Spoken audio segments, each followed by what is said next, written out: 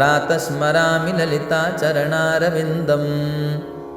बिम्बाधरं पृथुलमौक्तिकशोभिनाशम् आकर्ण्यदीर्घनयनां मणिकुण्डलाढ्यं मन्दस्मितं मृगमदोज्ज्वलभालदेशम् प्रातर्भजामि ललिताभुजकल्पवल्लीं रक्ताङ्गुलीयलसदङ्गुलिपल्लवाढ्यां माणिक्यहेमवलयाङ्गदशोभमानां पुण्ड्रेक्षुचापकुसुमे सुसृणीदधानाम्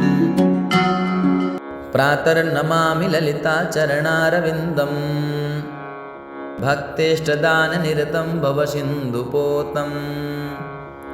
पद्मासनादिसुरनायकपूजनीयं पद्माङ्कुशध्वजसुदर्शनलाञ्छनाढ्यम् प्रातः स्तुवे परिसीमां ललितां भवानीं त्रय्यन्तवेदविभवां करुणानवाद्यां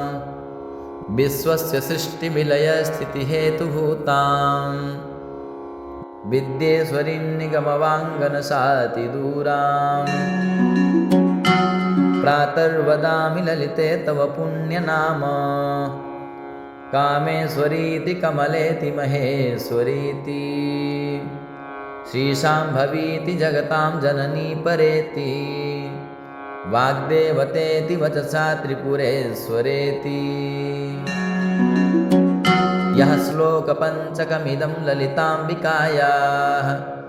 सौभाग्यदं सुललितं पठते प्रभाते तस्मै ददाति ललिता झटति प्रसन्ना विद्यां श्रियं विमलसौख्यमनन्तकीर्तिम्। ॐ